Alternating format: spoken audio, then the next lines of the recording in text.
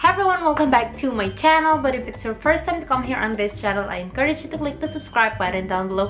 And of course, huwag mo na rin kalimutan na i-click yung tiny bell button for you to be notified every time that I upload a video here on this channel. So today guys, ipapakita ko na sa inyo yung mga namili ko nung 11/11 Shopee. Ang dami kasing naging sale guys nung 11/11 or nung November 11 and sobrang tagal na na-ship kaya sobrang tagal din na ma-upload yung video na to.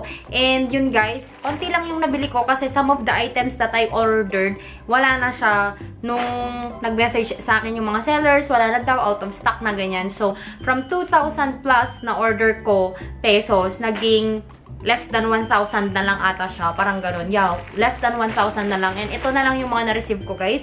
So, without any further ado, let's do this try-on haul. So, the first one, guys, that I got is this shirt from a certain shop. Kung alam ko, wala pa itong 150 pesos or something like that. So, this is the shirt. Sobrang lambot niya, guys. And napaka-comfy lang talaga niya. Ito yung mga pwedeng pang tuck-in or pang everyday, anything, pang casual lang na mga ano. Kasi yun lang yung goal ko na makuha nito guys. Yung parang pang everyday lang na pwede kong gamitin. Putol pala yung ulo ko. Pwede kong gamitin every now and then. So, ito siya. And saktong-sakto siya sa akin. My size is usually medium. And free size yung nakalagay. So, maganda. Medyo manipis nga lang siya guys. Kaya yung in-order ko, colored. Kasi meron din sila mga puti nito. Kaso nakita ko kasi dun sa mga review manipis. Pero ito guys, ito yung tipo na stretchable. Ayan, so okay naman siya. Next thing that I got here, guys, is t-shirt din siya. From the same shop siya. And same price lang ata, or 99 pesos. Parang something na ganun. Ito siya, guys. Yung design niya is feather na ganyan. So, same lang din sila ng size. And same lang din yung klase ng tela niya, guys. Stretchable na yung very soft lang talaga siya. Ayan, guys. So, same lang din sila ng size. And okay na okay yung fit niya sa akin.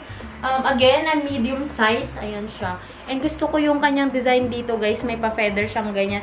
Yung very casual lang talaga. Yung lalabas ka lang na nagmamadali, may maisot ka lang shorts and shirt and you're ready to go. Next naman dito, guys. Ito, medyo nag-hoard ako. Bumili ako ng 3 na square pants ba to na parang meron siyang electric pleats na ganyan. Kasi yung price nito, guys, 99 pesos lang.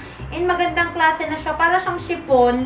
Pero makapal siya, hindi kayong na pag nasinagad lang ng ilaw or ng araw, ano na siya. So, tatry natin siya. Ayan, so magtatak-in tayo. Kasi medyo mahaba siya guys, hanggang dito ko siya. Ayan, so pwede siyang gamitin. Actually, ito yung mga suot ko na pumupunta akong order na ito nung may mga inaasikaso ako dun na mga papers sa BIR. Ayan, so kapag pupunta kayo sa mga places na kailangan hindi above the knee, then it's very comfortable. Tapos, malamig din siya, hindi siya mainit. Tapos, okay na okay siya sa akin. Stretchable din to. Yun nga lang yung tali niya, guys, hindi yung nasicinch na ganun. Parang design lang talaga siya. Ganyan lang. Yan.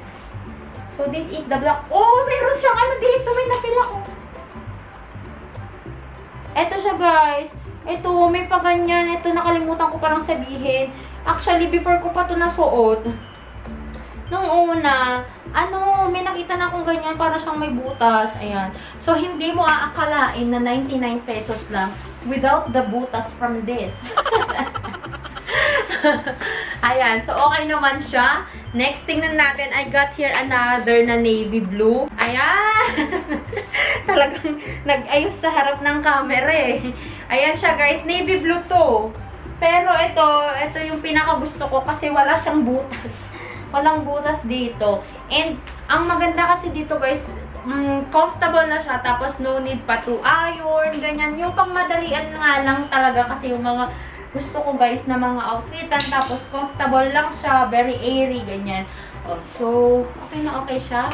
Parang 250 pesos na tong outfit ko ngayon. 150 plus 99 pesos. 250 pesos na nangaabot ang 250 pesos mo. Next here, I got a maroon color naman guys. Ito siya. Pero hala para siyang red sa camera. Pero maroon talaga to guys. Dark siya. So ayoko kasi ng bababoom na red. Pero in camera, very red siya. In fairness naman sa kanya. Ayan guys, nag-white shirt na ako kasi hindi bagay dito yung yellow. Masyadong contrasting. Ayan. O, diba? Very easy to pull off. Parang kailangan mo lang ng white shirt. Tapos, eto na. Ang bilis lang, besh. Ang bilis. Tsaka gusto ko kasi yung mga magagaan na ganito, guys. Kasi, kapag maglalaba, sobrang ano lang, magaan lang pagbabanlawan, pag isasampayan. Hindi mabigat pag naglalaba. Kahit i-hand wash, madali lang. Kahit ganun-ganun lang. Mabilis na. Ayan. Let's go naman, guys, sa nabili ko pa sa ibang shop. Actually, konti na lang to. Ayan. Meron pa akong nabili dito na isang skirt. Kasi dati bumili na ako ng ganitong skirt and nagustuhan ko. Sabi ko, gusto ko namang bumili ng ganitong kulay, yung mustard. Guys, yun lang, pangit yung tahi niya ngayon, no? May paano-ano siya dyan na mga, you know, ano ba tawag dito? Thread! May loose thread siya. Ayan. So, try natin. So, eto nga lang ang downside nito. Kailangan mo siyang planchahin, besh. Pang mabilisan nga, pero kailangan mong planchahin kasi kusutin yung tela niya. Pero napaka-comfortable niya, guys. May garter dito. Tapos, yung tali dito, hindi siya yung pang cinch. Pang tali lang talagang ganyan. And sakto lang yung length niya sa akin. Actually, sinasabi nila midi skirt daw to, pero sa akin hindi. I'm only 5'3", 5'4", ganun. So, hanggang sa knee ko lang siya. Sakto for church, sakto for something na pupunta ka na kailangan below the knee. Yung suot mo, ganyan, sa mga... Pwede din siya sa office, ganyan. Napaka-casual lang siya. Pwede din kapag mag-mall ka lang, ganyan. Kahit saan, pwede. Ayan. And murang-mura lang to. Wala din itong 200. Parang 150 pesos lang din siya. And, last but not the least that I got from the same shop is this. Hindi ko ina-expect na ganito, guys. Ooh. This one is only 150 pesos. Kung hindi ako nagkakamali. Ayan. Bumili ako ng mga underwears. Kung nakita niyo yung mga previous na mga vlogs ko, guys, sa Ilocos, ganyan, dami kong nakuhang panty. Bumili na naman ako ng mga underwears. Wala lang. Gusto ko kasi magaganda yung mga panty ko. And hindi ko in-expect na magiging ganito yung quality niya, guys. Eto, so bumili ako ng worth 150 pesos lang siya. Wholesale na kasi siya, parang 1 pack na siya is 150 pesos. Tapos bibigyan ka ng 2, 4, 6 na panties. And ito, guys, yung nakalagay bench body, but for sure hindi to original na bench body. Ayan. Yung gusto ko kasi sa mga panty, guys, yung ganito, yung garter lang. Yung parang brief type, ganyan. Tapos, medyo manipis lang siya. Pero okay lang sa akin. Ito yung mga airy lang eh. Yung mga tipong presko lang. Ayan. So, meron tayong peach. Meron tayong purple with the blue garter. Ayan.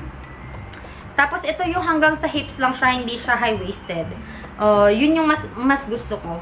Tapos, meron tayong black and pink. Wow, gusto ko tong kulay na to. Ay, ayoko tong kulay na to. Green. Green na ganito. Tapos, violet yung ano niya, kaparehas niya. Tapos, meron ding orange. Orange and orange. Pomelo and orange. Parang, hindi naman siya pomelo. Parang basta, parang orange. Kahel, besh.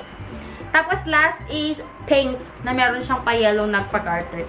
Yung ano niya, guys, yung garter niya, so far, wala namang loose thread. Okay naman. Ayan, okay naman sila. So far, happy naman ako sa purchase ko na to. Kasi kung tigo 150 pesos, meron na akong ganito.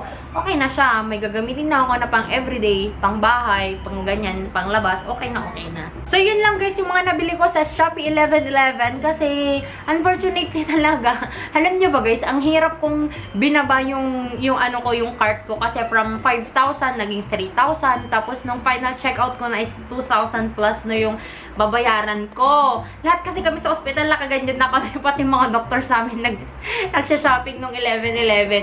And yun, guys, unfortunately, ang daming mga sellers na nagsabi na out of stock na mga ganyan. Alam mo, sayang.